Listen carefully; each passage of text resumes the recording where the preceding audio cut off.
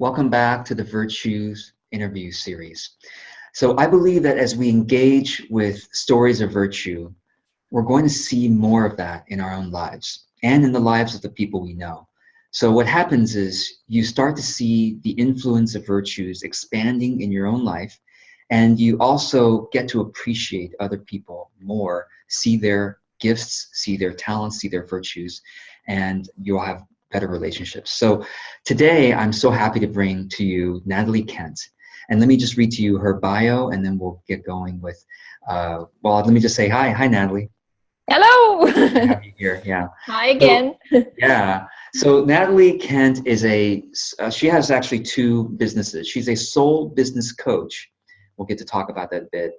And she's also a holistic healing mentor. And her passion is creating a world where people and nature thrive together.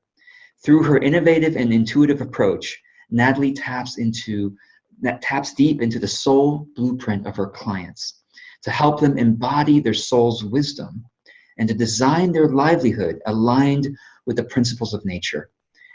And she does it all from her mobile home as she travels the natural beauty of Australia. And later in this interview, I'll share the link where you can find Natalie. So Natalie, welcome to this interview series. Hello. I'm so happy to be here, and I hope I meet any expectations of virtuosity today. Well, We'll see. I always like to say I don't expect any of my guests to be perfect. Just like I'm not perfect at all. But, there are always moments, stories, examples of virtue in everybody's life, and I think it's always a joy to listen to those. So that's why we're here. So Thank you. The first question that I have for you is when you got invited to do this interview.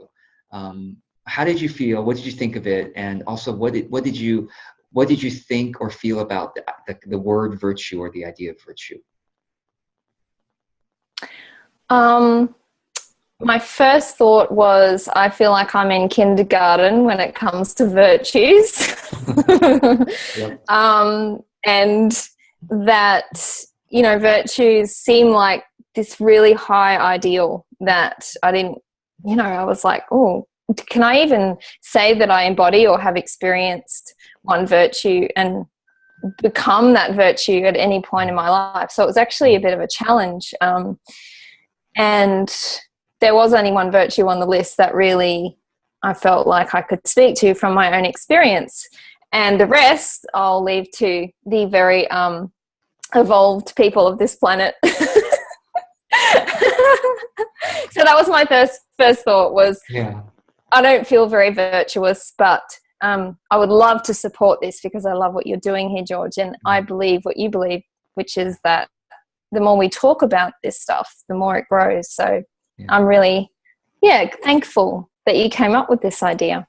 I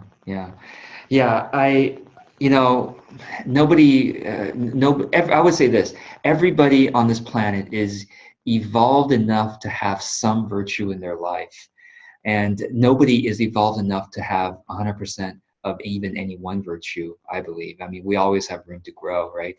So, okay, so then tell us what is the virtue that you were thinking of, and tell us your example of it. My virtue is simplicity. Oh, I love it.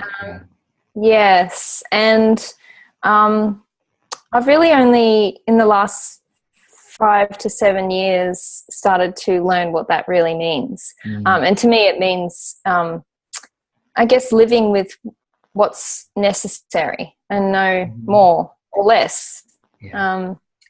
So my life has taught me that in the last few years, because I used to live in suburbia in a big beautiful house, had everything I could possibly want around me. I had trees and birds and lots of space, and I was working in a full-time job. And I remember very distinctly one day standing in my big house with everything I could possibly want around me. I paused and I went, hang on, this isn't it. What's missing? Yeah. So it's kind of been an unraveling process ever since that distinct moment in that house of going, wow, there's so much that I have that I don't need. And part of my realization at that point was that I felt really separate from my neighbors. I thought, hang on, this doesn't make sense. I have to buy everything, like a lawnmower and a washing machine and, you know, all my gardening tools and all the stuff. Even though you don't use those every day.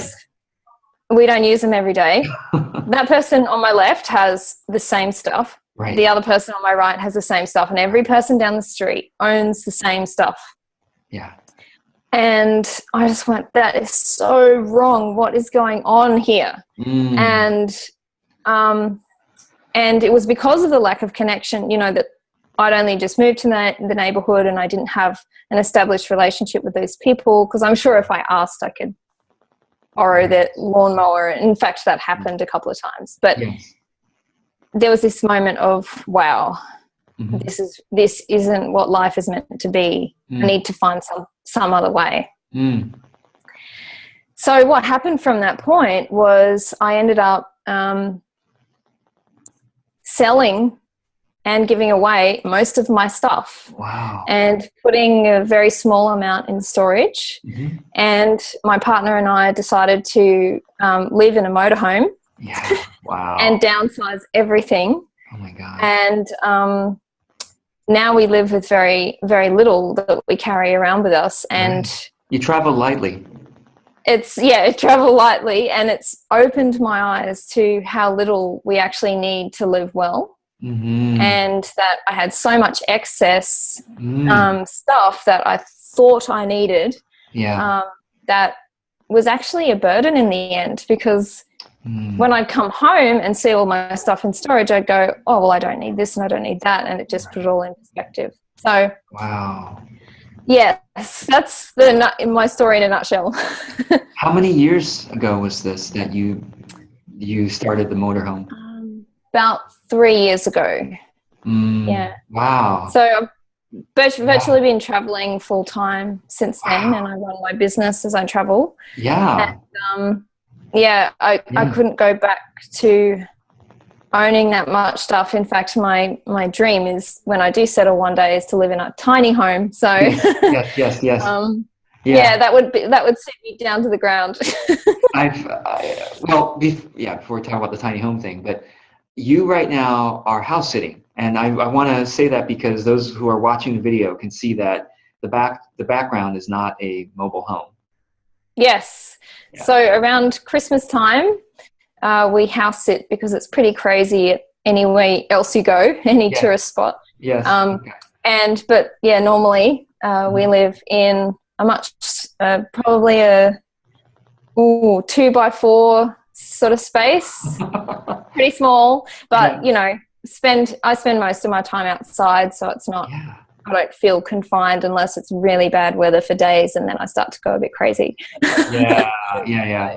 So, how would you describe the difference between the life 4 years ago, let's say, and the life that you have now in terms of how you feel on a day-to-day basis?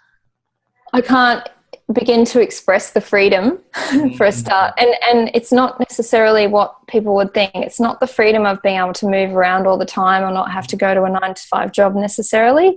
It's actually, the freedom has mostly come from owning less and living in a smaller space, so you don't spend time cleaning and maintaining so much. That is not necessary. And and so, of course, the question that some people have is, well, I feel so attached to my stuff. If I gave it away or sold it, what if I miss it? You know what? It's funny, because when I sold most of my stuff, I remember the last thing to go was my washing machine. Oh. Uh-huh. And I felt this weird, like, I don't want to let it go. Like, I'm attached to having my own washing machine. I mean, how ridiculous, but I actually was. Yeah. And so, have one, right? I mean, I I couldn't, guess so. I couldn't, I mean, I'm lucky I live in a city where I could go to laundromat, 2 blocks from Yeah. here. But yeah, I'm so used to just bringing it downstairs. Yeah. Yeah.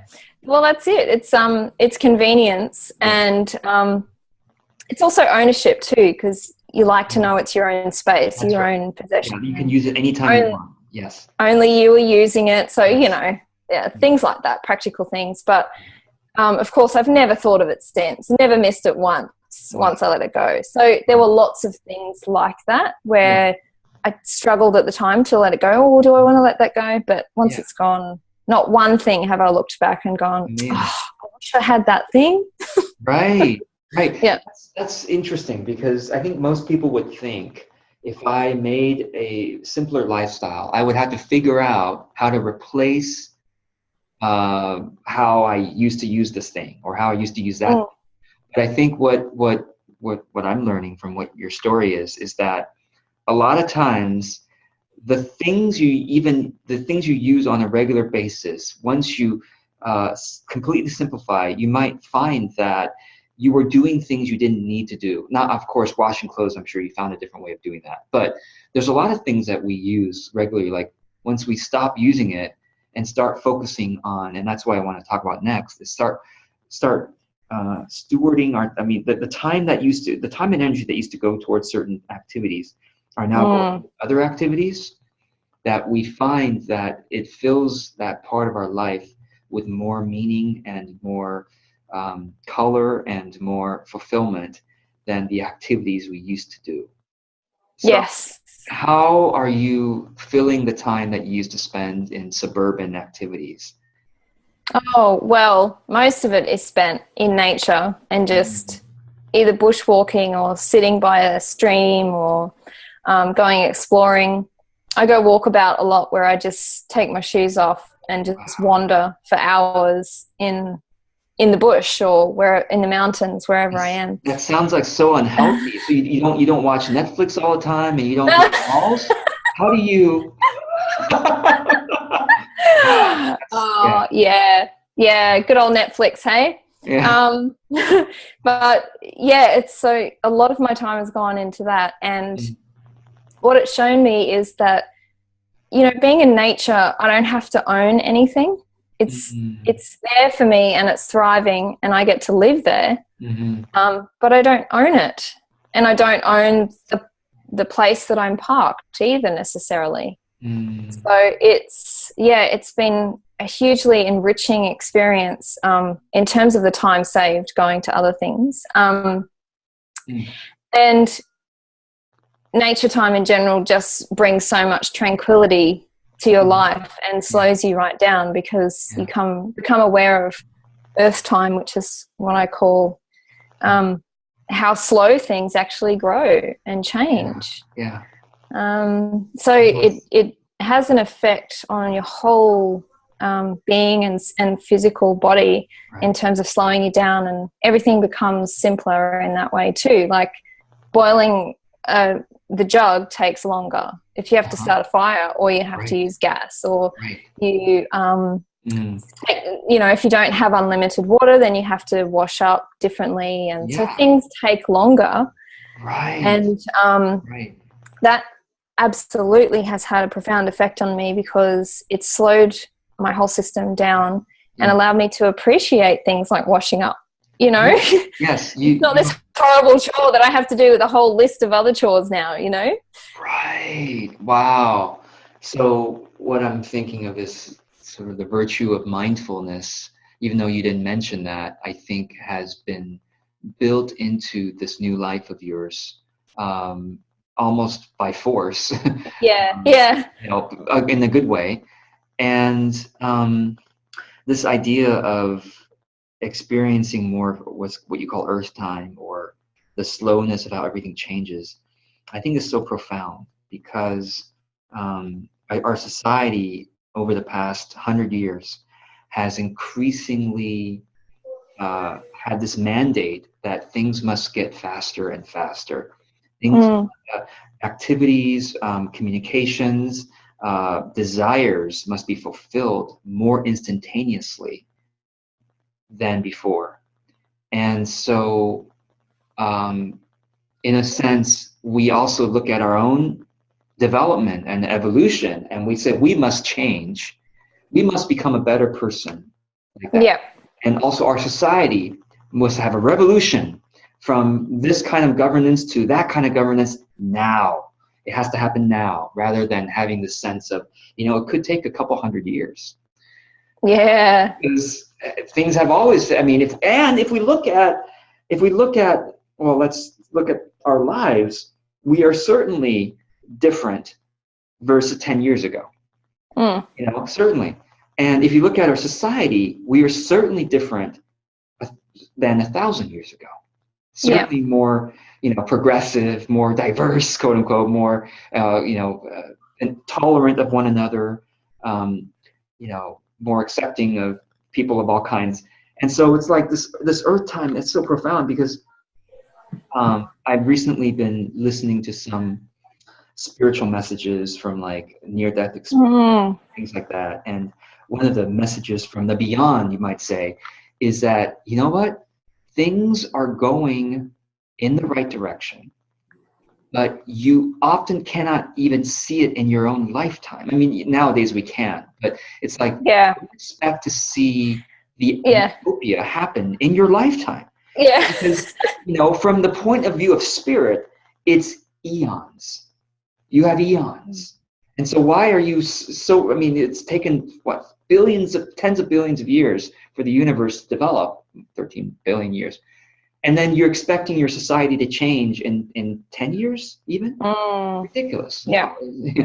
So I love this idea of earth time, and it gives me hope, especially what's going on in the United States right now with, Donald. Just today, the Electoral College has formalized Donald Trump's presidency. We were hoping that the electors, 38 of them, will not vote for him, but no, he'll be the president. It's like, how can this be? And no, we're evolution happens in fits and starts, and Yes. and there is evolution happening even in forest fires. When everything burns down, right? So yes. Is there anything? I love that. Yeah. Well, that's what nature teaches us, is the cycles of life, birth, life, and death. And it's undeniable when you're spending a lot of time in natural environments, you just become attuned to life and death. You see dead animals, or you see, like I've seen hectares of burnt forest, and you go, initially you're like, oh, it's horrible, but it's life, and it's so necessary to become aware of how nature operates, because we are nature. Our bodies are nature. And I love what you said about how fast our society is becoming, because to me, that's, our brains are operating at that speed, but our bodies are not. So it's like we become robots. We're just walking heads because our bodies can't even keep up. And that's why a lot of people, I believe, are getting very ill, because of the pace of our environment. Yes. And that we've become so detached from what's actually happening in our bodies at Earth time. So, our feet are touching the ground at the end of the day. We're not just a brain operating at whatever speed we choose. Yeah. So, yeah. It's interesting you say that our mind is, I think our mind thinks it's moving faster, but I think in reality, there is a reason why anxiety is at an all-time high. Yeah. Because our brains don't evolve in decades. It evolves in thousands of years. And so our technology is moving faster, and our demands of media, or the demands of our time with media and emails is moving faster. But I think our brains are running on overdrive. And this is why, burnout is happening a lot more often for people than it was 50 years ago. Yep. And depression and anger, and so, but coming back to this beauty of simplicity, I mean, I'm just so grateful that the listeners and viewers get to hear and watch your example. When one person does something, it gives all of us permission and the courage to consider doing it too. And so what would you say to the person who is like, okay, yes, I do want a simpler life, but I'm afraid. Maybe also a lot of times it's like, well, you know, my partner, you know, might want this, or my family would be, you know, would be uprooted or whatever. Let me actually ask you this: like, how has your relationship with your partner changed? Well, we've both changed in the same way, I believe, living more simply, and we both love it equally. Yes. We're both nature lovers, and we always were, but we weren't necessarily attuned to nature in the way that we are now. Yeah. So, for example, we notice particular bird species, and we can name them, and we know their songs, and we take notice of specific plants and their colors, and just you know, those really simple things, and things that I once undervalued. Most certainly, I didn't know. I only knew the top few bird species, and that was it. Now I know like hundreds, and so we've both been affected in a very similar way. So I've been fortunate there that we both, I guess, had that urge at the same time. Yes. But I do think that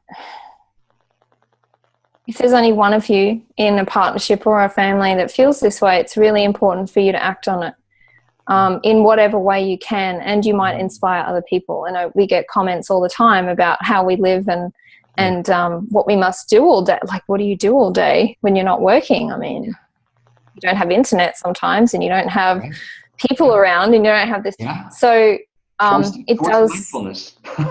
Yeah, it is, and it's so sweet. Exactly, and it's had an effect on people that we know. So it's really important that you do act on it, because what it can happen is, if you do have an urge and you quash it, that it'll end up coming out in other ways, like other rebellious ways, eating badly, or you know, video games, or violent movies, or you know, in bad ways, when it actually needs to be expressed. So you have to honor that. So I've often say to people, spend one day a week in nature offline. Yes. And that makes a huge difference to your whole week. Wow. So that's one very easy thing to implement. Yeah. And take your family with you if you have a family. Yeah. Like, take them along with you. Yeah. Right. What a great suggestion. I think that's something that all of us can do. And if we're not used to, or somehow we're not able to do that one day a week, at the very least one day a month, and you can plan for that. One day a month is not too much to ask, and it's what most people aren't doing. One day a month offline in nature. I mean, that's most people would call that a vacation, you know, like once a year, right, or twice a year. So that's a really good, and I think the offline part's important, because you're letting your mind and your body rest from the demands of technology. Yes. Yeah. And the speed. Right. Absolutely. I think. Yeah. You want to do it now, are you, George? You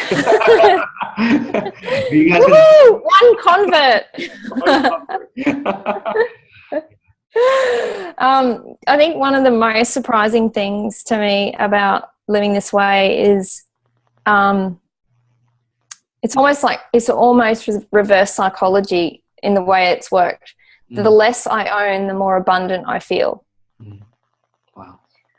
So for the people out there who feel like they don't have enough, they're not making enough money, or they want things that they can't afford, or whatever, try doing the opposite. Instead of trying to get more, try and get less, shed stuff, and give it away, sell it, and see how you feel then, because it puts everything in perspective. And I know now, for me, that I feel more comfortable in my business too, because I feel like I have a more realistic or true reflection of the money that I really need to live well.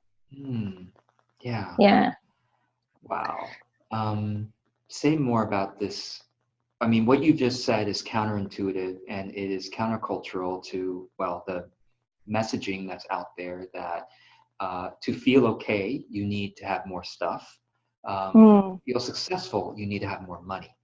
And so what do you say more about this, that the less stuff you've owned, the more abundant you feel? Because most people don't feel that way.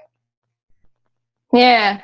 Well, I think one of the reasons they may not feel that way, and I certainly didn't before I lived this lifestyle, is that I didn't give it enough time for the changes to have an impact on me.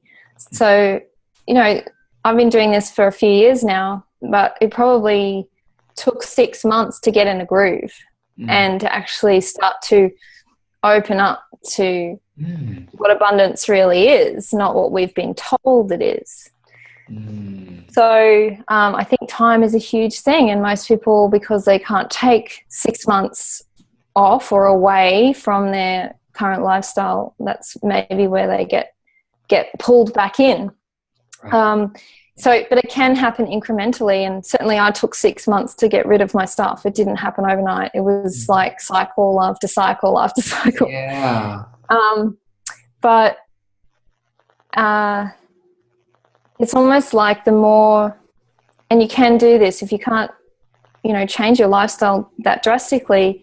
Spending one day in nature will have an effect on you, because the more you open up to the abundance of nature, that we have trees and we have clean air and we have so much, that you start to want less. But you have to spend time appreciating those things, and it doesn't happen just from watching a video online or you know, taking a stroll along your street. You actually need to be immersed for, I think, a day at a time. Yes, at least. And I know some people love camping, so that can be a great way too. So it takes time. Yeah, thank you for saying that. Yeah, because some people might feel like, gosh, I tried it and it must not be for me. But there is, I think, hidden and long-term benefit to being in nature. You know, studies recently have, I think in the past few decades, have been popping up about how our modern kids aren't spending enough time in nature, and they are having some psychological issues that are probably connected to that. Yeah. I think humanity, our evolution isn't the past 2,000, 5,000 years. Our evolution is over 1 million years, you know, the Homo sapiens. And we have spent, you know, probably 99% of our evolution, of our species existence, has been touching soil, you know, living around trees, drinking fresh water, you know, being around wild animals. And now, in the past, you know, 1% of our existence, we suddenly detach from all that, and we expect to feel healthy and whole. Yeah. I know, it's crazy, huh? And like, you know, this is something that I'm really passionate about, which I call nature therapy, which is an amazing thing for people to explore if they have depression or anxiety. And that is, you know, the simplest things. Take your shoes off when you go walking through the bush or you go out in nature. So your feet, the soles of your feet can attune to the earth as you're walking. And there's not a piece of rubber between you and the earth. Interesting. You know, when you're sitting in the park, lie down, face down to the earth, so you're heart to heart with Mother Nature. With the earth, you can feel her heartbeat and you start to attune to that. Everyone knows about hugging trees, but it's been scientifically proven to have an amazing impact on depression.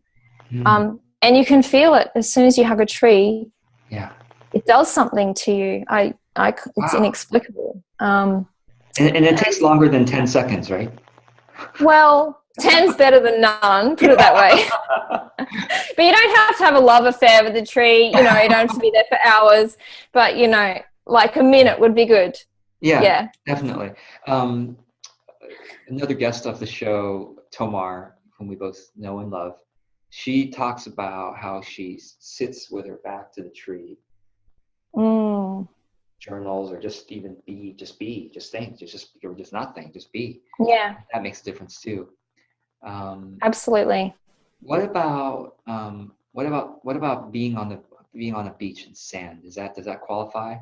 Yeah, totally. Okay. Yeah. Yeah, because I think about when you talk about laying on the grass or whatever, it's like, of course, I have a dog and I take my dog out every day, and I know what dogs do to to the grass, and Yeah. I'm like, I'm not gonna lay down there. Oh, George, you're funny. I You am can put a so towel down. You can put a towel down. It'll okay, still okay, work. Yes. okay, okay. 'Cause it's about the energy. It's not necessarily skin to soil. Although I think skin to soil, there's a certain power to that too. Yeah, getting dirty. Get your feet dirty, get the dirt between your toes and Yeah. your hands. Like, how kids do. They play Yes. in the dirt. Like, it's an instinctive thing Right. that we've been untrained to do, like, to not do. Like, Right. we need that. We need that touch and those senses to come alive around natural objects. Yeah, and I think also Mm. there's beneficial bacteria in the soil Yes. that when they get on our skin, it's actually, I guess that's one of the blessings of, I mean, I take my dog out, I play, he loves, ironically, he doesn't love artificial balls as much as he loves pine cones. And so I Uh-huh. used to throwing pine cones and he brings it back in his mouth. And then, which has dirt on. And so I usually, after walking the dog, my hands are like soiled. And so Mm. I've been doing that for like 2 years now, and I think it's actually made me healthier. I've gotten sick less often. Um, Wow. Yep. Probably the exercise helps too, but I think there is something to needing the elements in our bodies Yes. more. It's Yeah. Well, sterile, right? that's it. Like, when I go walking, I don't walk on the footpath. Like, I walk with my shoes off on the grass, Nice. um, which has challenges to it. I often get splinters or Oh, bindies, or I don't know if you have weeds that have, like, yeah, oh, spikes on them or right. whatever, but it's still worth it. Yes, yes. um, you don't need to walk on the concrete. You can walk on the grass. It's easier on your joints anyway. Just little things like that makes all the difference. Yeah, wonderful, wonderful ideas. Yeah. Um, well, anything else you want to share with us? Hmm. Um, Probably the only other thing that I think is really important for more people to realize is that the more you own, the more it weighs you down. Mm-hmm. Mm-hmm. We weren't meant to own a lot of things, Mm-hmm. and the mere fact that you have to maintain and take care of each thing that you own becomes a burden over time.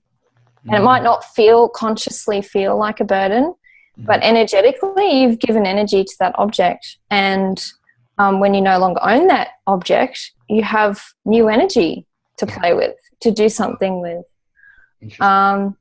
So that's my take on simplicity and the impact it's had on my life. It's been profound. So great. Mm. Thank you, Natalie. I love it. So Hmm. what I'm going to do now is I'm just going to share your bio again so people can know what you do, and then I'll share the link to where people can connect with you more and find out more about you. So Natalie Kent is a soul business coach and holistic healing mentor whose passion is creating a world where people and nature thrive together. Now we know a little bit more about through her innovative and intuitive approach, Natalie taps deep into the soul blueprint of her clients to help them embody their soul's wisdom and design their livelihood aligned with the principles of nature, and all from her mobile home as she travels the natural beauty of Australia, or occasionally when she's house sitting. Yeah, So that's good. the link that you've shared with us, which I'll include in the notes of this video and podcast, is actually your Facebook page. And it's facebook.com/Natalie Kent 11. Facebook.com/Natalie Kent 11. That's Natalie Kent 11. And so I hope people will go there. They will check out your work. Your work has profound effects, including me, because I'm using materials right now to rediscover my soul's blueprint. So I appreciate that very much. So thank you, Natalie, for being here on this interview series. Thank you so much, George. I'm so happy to share this with you and everyone out there. So I hope it's been valuable. Absolutely. Thank you.